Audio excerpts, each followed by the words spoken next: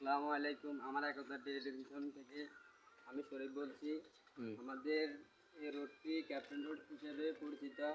এই রোডটি দীর্ঘদিন যাবৎ ভাঙাচোরা ছিল। এখন মেয়র মহোদয় এই রোডটি করে দিয়েছে।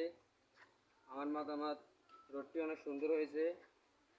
গাড়িতে মহোদয়ের সম্পূর্ণ এই কাজটি সম্পূর্ণ হয়েছে। আমি এখন কিছু মানুষদেরকে জিজ্ঞেস করতে চাই, ভাই এই কাজটি যেন হয়েছে, আপনার মতামতটা একটু জানতে আমার চাই। মতামত, কাজটা ভালো হয়েছে, কিন্তু মেয়র মহোদয়ের তো মেয়রের তো দোষ নাই, দোষটা হয়েছে কন্ডাক্টরের।